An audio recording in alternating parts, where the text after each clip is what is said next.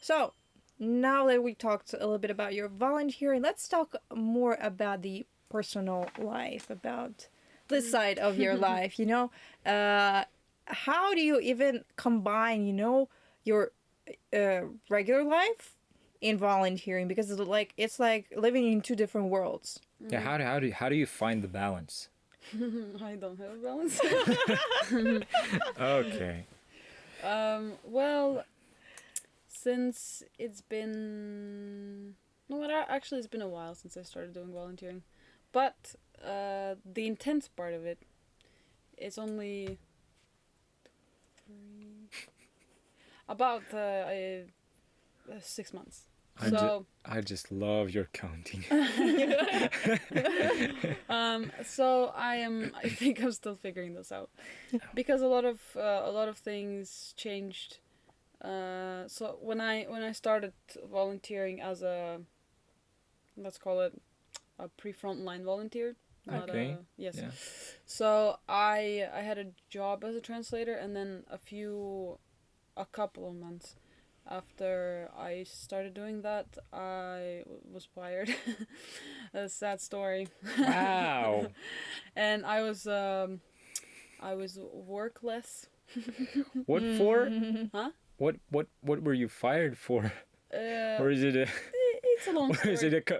It's confidential. It's a long story. Okay.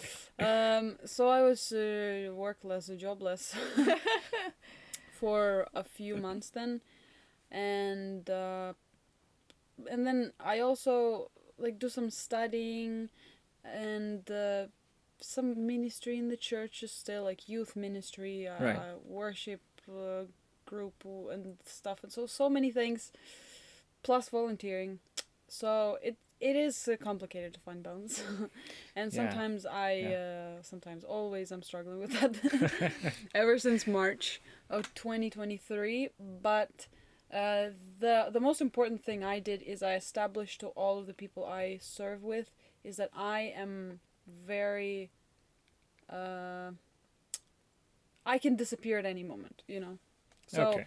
I plan with them. I offer my help whenever I can, but I warn them that sometimes I can, Leave. I would come to our team meeting and I would be like, guys, I'm leaving like a week. So they all are aware of that now, and they know how I can disappear and then appear again and disappear again. Do you do some like sorcery or something? I hope not. I hope not. Yes. So this is how it goes now. Still figuring a lot of things out. So Right. I guess I don't have a full, beautiful answer to this question. Okay. Yeah. No quotes today, at least for this question. Yeah, no great quotes. I need a great quote.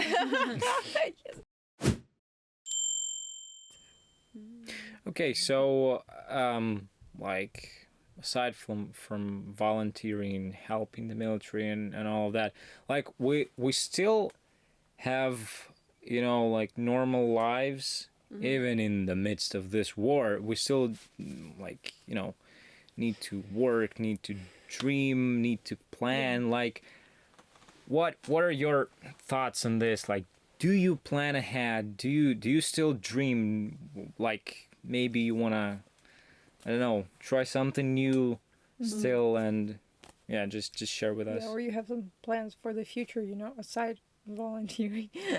Maybe career change, for example. something like that. Well, good question. I think I bet it is. I think after I got involved in volunteering, like a pre-frontline volunteering, Right. I think that was the time when I lost a lot of, not a lot of, I just lost the ability to dream, I think. In a sense of dream being like, oh, I dream about building a house one day, something. I don't have that. I would say I have something that I want to accomplish, but not dreams. Right. Which Right. is at first I was like, oh man, that's so sad, like I don't have a dream. But then well, dream is something less it's more abstract and it's less concrete. while your goals or some of your plans is like more straightforward, more realistic. Right. So Yeah. No rainbows or unicorns. absolutely not. Yeah. Not But, anymore. But another thing is, I don't know if that's the right thing to do, but this is something I do. Is I don't think and I don't plan my life as if the war is going to end soon, Right. because we don't know when it's going to end. So You're right. here I do have a rule, and it is think in the frames of your reality. So my reality is war. So I have to kind of plan my life as much as I can in accordance to war. I Right. have to think about what I'm doing, where I'm involved in, based on the state of my country, which is it's in Yeah. war at the moment. Yeah. So no matter what happens, you always know how to react, what to do, and such and such. Yes, exactly. And I'll be acting in accordance to the context I'm living in. So Right. Are there any goals or accomplishments you wish to reach sometime soon? in regards to volunteering or like personal life In general. in general. Good question. Maybe you're thinking about career development or something. Career development. Well, in terms of volunteering, I guess oh no, not in terms of volunteering. In terms of personal life, no. Because I am still figuring out my new job and ministries. This is my personal life. I just think of like war is going to go for a long time, Right. most likely. So nothing like that. Most of my plans that I have are in regards to something that I do Yeah. for the military or in volunteering in general. Mm-hmm. So but in regards to volunteering, I have some Plans? plan in my head of praying that it might become a reality. is Okay. is that I want to study. I am already studying medicine and Cool. the tactical medicine, which is Okay. a special Yeah. a special kind of medicine. Yeah. And It is. in hopes to become a combat medic hopefully in the nearest future. Wow. Yeah. So That's quite a That's- goal. Yeah. That's Yes. bold. Yeah, it is. and so the battalion I am hoping to join is on a complete voluntary foundation. Mm-hmm. So Okay.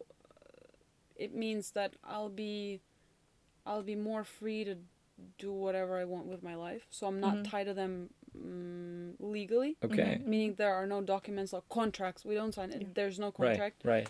So, which is, I still consider that to be volunteering because this is something you do.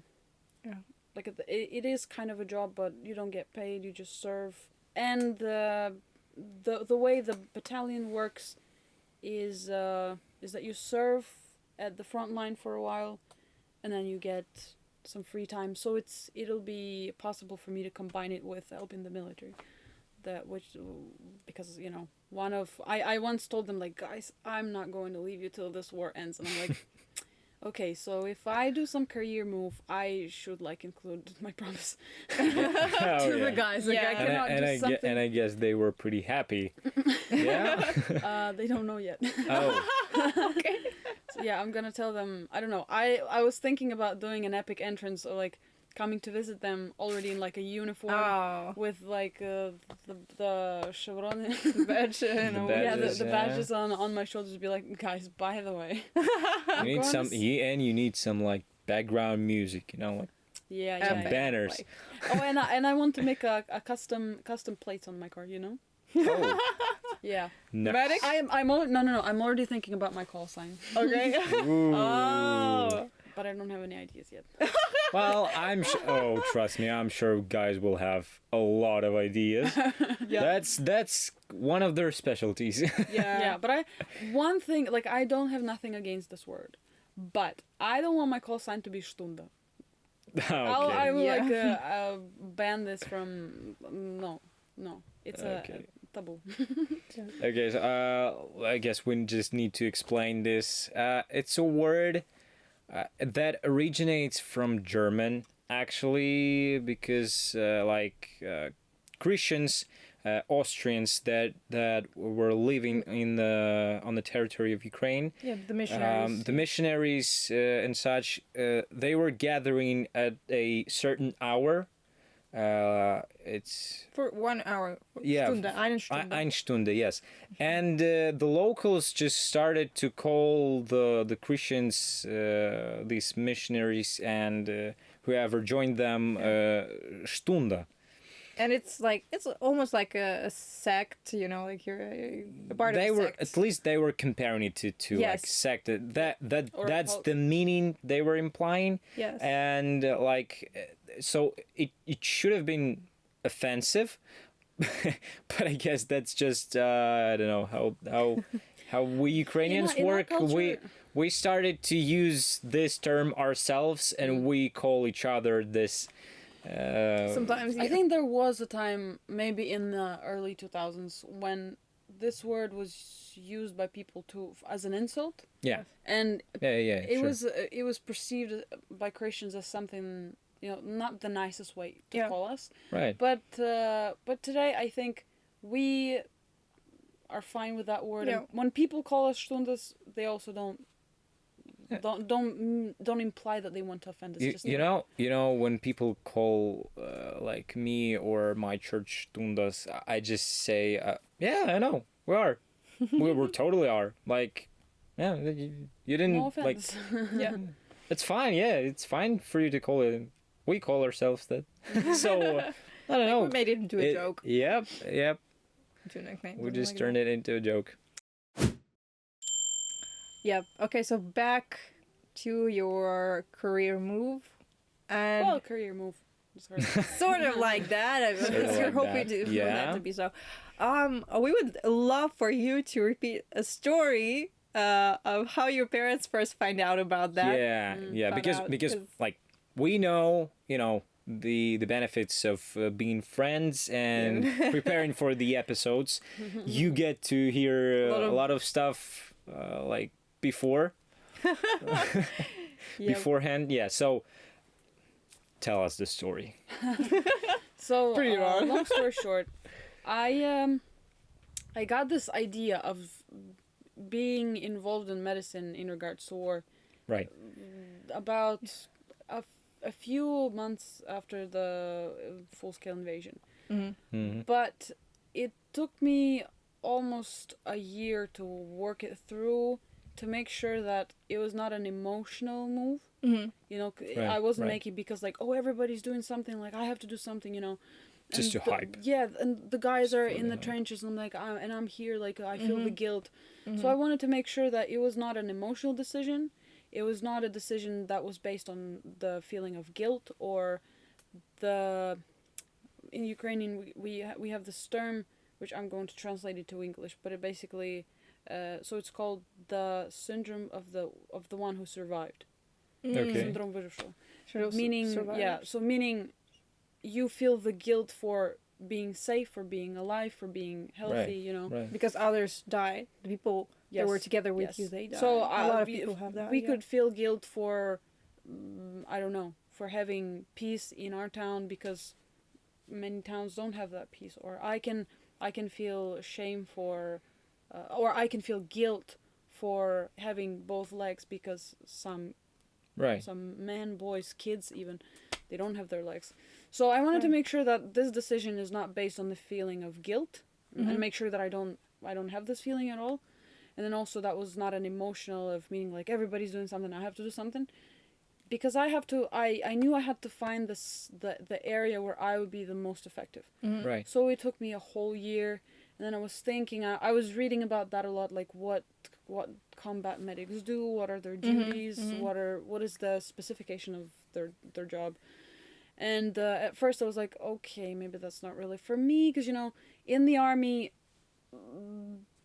if you like it or not, you will be spending most of the time around men, because 90% Right. or Yeah. so the majority of the army are men. Right. Yeah. And so I thought like, oh, I grew up in a very Christian household. Like I'm so naive.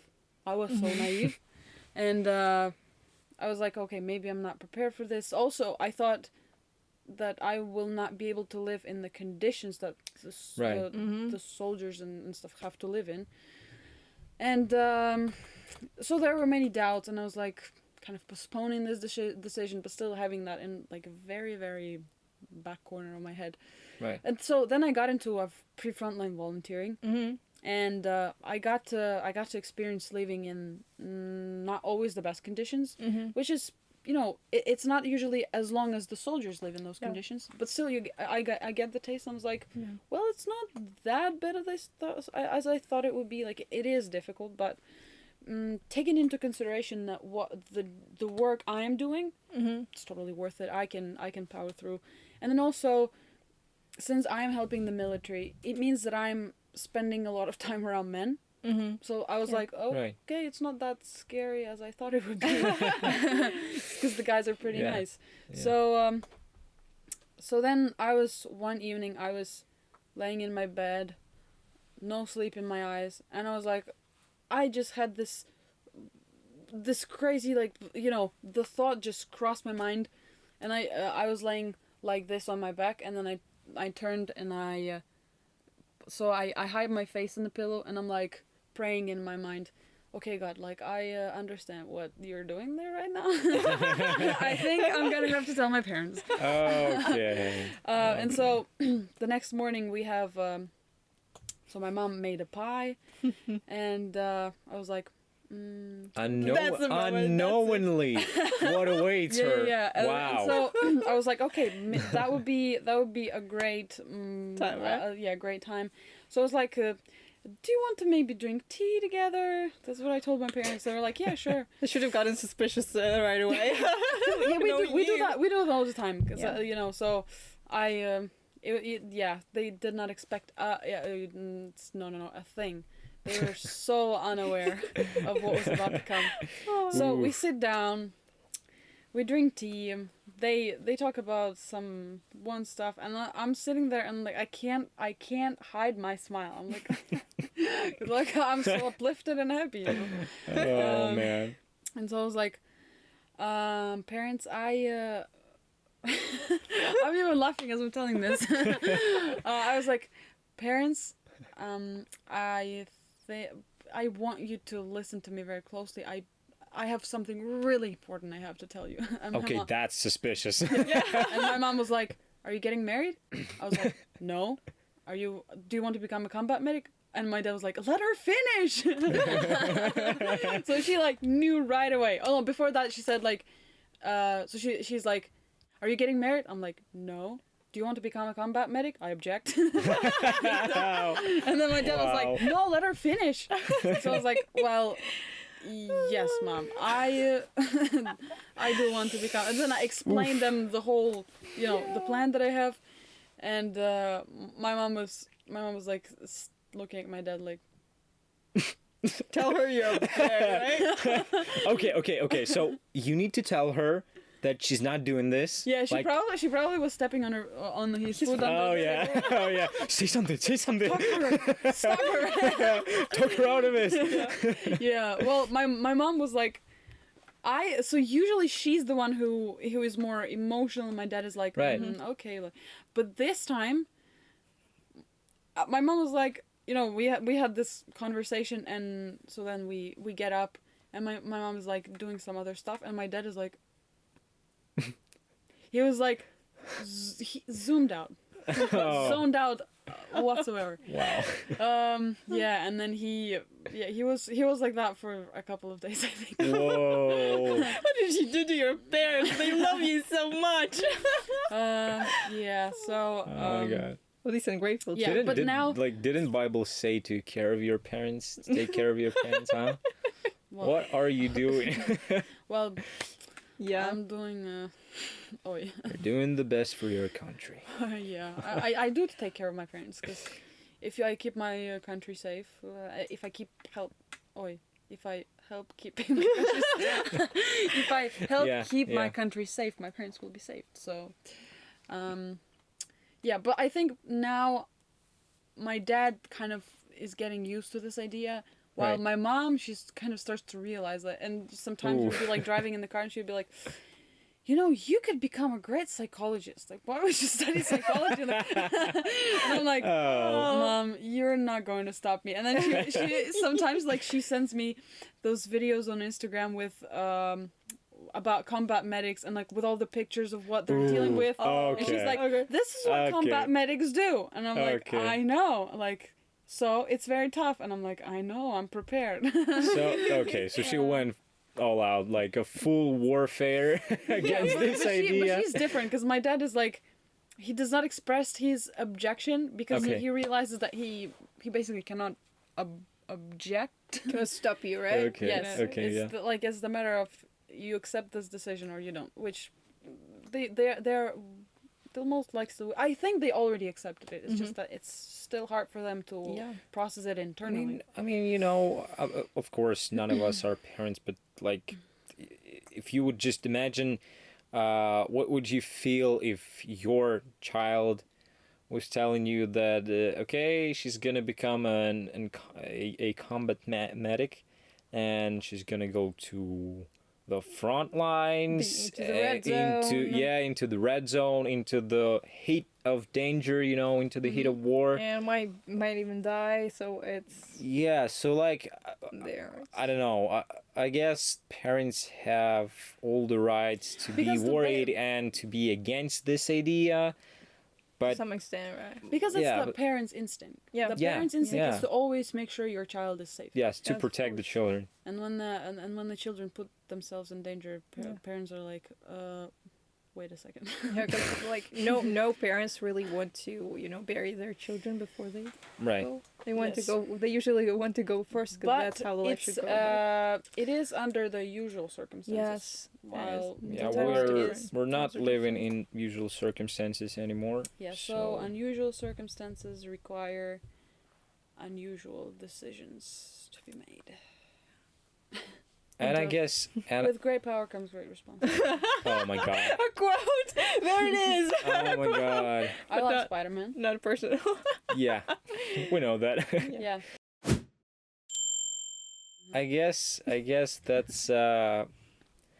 that's weird for our like foreign viewers and listeners because we talk about this so casually at this point, like more than year and a half into the like full scale war, we're so easily talking about like death and like, you know, I mean, yeah, sure, I could die any second, like, yeah, sure, but whatever.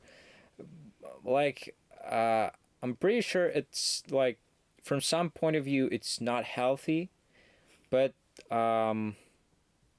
it's the reality we live in. We just I don't. wouldn't say so. It's not healthy. I would say it is a better thing than to be scared of dying because that's the All way the you time. protect yourself mentally. I think. Well, yeah, kind of, but I mean, I'm talking about when we don't talk things out with with people who are willing to listen to you, like when you just cope everything inside of you and you're just fine, oh, it's okay, like I mean that whatever, it's just war, it's not just war, like I'm talking about that we're getting used to it, we're getting used to war, we're getting used to death, and like okay, like a few days ago 42 people died, and if I remember correctly, because of the missile strike, and among them was a 6-year-old girl. And like at this point, I mean, yes, everyone like, wow, that's horrible, that's like a child died, but at this point so many children died that subconsciously we just don't like get triggered as much as we used to. Year and a half, like, just, I mean, try to remember what were your like emotions when the Great War started. Like every piece of information, every piece of like news, we were reacting like, oh my god, what is happening? It was so, you know, in your face, and the emotions were through the roof. But now we're just like, we got used to it. Like, yeah, that's life, you know. And I'm just saying that's the reality we live in. But we, as Christians, we should not be getting used to it, because it's not normal. It's not okay for people to die just because, you know, some tyrant decided that he wants a piece of earth, and such. And I'm just saying that yeah, we should like, we should think about this, and we should reflect on this, and share with people who would understand, and people who would not understand, exactly because they need to hear it. Like, the reason we are doing this podcast is to share uh, the emotions the emotions we have, the circumstances we live in, you know, everything we're going through. That's why we're doing this, to share, to remind people that the war is still on. It's still going. It's not okay for people to die. It's not okay for little children to die, because we're just got used to it, you know. But I would not agree with with us getting used to it, in the sense that well, maybe it depends on people, but kids' deaths still triggers me. Like, if there is a Right. child killed among, to this day, it still triggers me. And then I would also say, I would not say that people got used to it, in the sense that they got indifferent, like, oh yeah, just Right, another right. missile attack. I think it is different, because in the beginning of the full-scale invasion, what we felt is, when such things would happen, we would feel shock of how it is possible for humans to commit something like that. While Right. now, I Yeah. am personally not surprised that Yeah, that's they true. they purposely hit the places where there are no military, just civilians. It does not surprise me, but I'm still heartbroken because of how many people are dying. Yeah. And it is still, so that's something people are not getting used to, because, well, that's what I get a feeling of. And Right.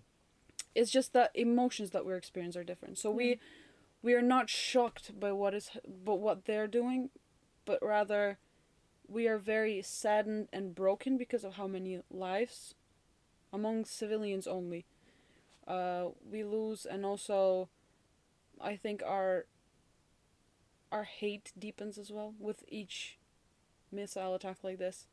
Is like another reason for hate to grow. Grow. Right. Yeah, like, Like- the feeling of injustice Yeah. grows deeper. I guess like what we just discussed proves that you could call it that Ukrainians grew up in a sense, emotionally, Mm-hmm. because of this war, and a lot have changed. And I mean, yeah, I do agree with you. That's how things are. The reality villain. Yeah. Okay, that was gruesome. Yeah. But well, yeah, we need to share this. We need to talk about this, because not to tell that everyone forgot about Ukraine and stuff, but I hear from different people from abroad, like from Well, foreigners, we're that getting used to it, and the world is getting used to it as well. yes, that's the reason we're starting this podcast. That's the reason we're talking about this, and that's the reason we will continue and bring new guests and talk about different things. I think we're just, trying to remind that these events unravel in the lives of real people. Yeah. Like us. It's not just a story, not just a piece of news, not a movie. It's someone's lives, someone's present, and someone's future. So, and it's important to remember that Yeah. it's about real people. Because if you think about it, a human being is a whole separate world in its own. Mm-hmm. And a person dying, it means a whole separate world dying. And right now, not just in Ukraine, but like all over the world, there are thousands and hundreds of thousands of worlds dying. And I mean, I guess we're just not talking enough about this and not doing enough about this. And um, yeah, that's why we're here to change it at least a little bit. So, we're grateful to Diana for being with us on this first episode, for going through these not very easy task of doing the very first Yeah. interview and being like preparing all this. But yeah, I'm really glad that we're doing that, and that there are people like you, and that there are people in our amidst us who we can admire, people who deserve to be known about, and that, like, it also reminds us that you don't need to do some great gestures, to do something drastic, I don't know, something big, to become a person worth admiring, worth knowing, Yeah. and worth respecting. It's just the matter of knowing who you are, that you're a Christian, knowing your context, and knowing your resources, and combining all that, you can make your own story. With God alongside. Yeah. That's a great formula.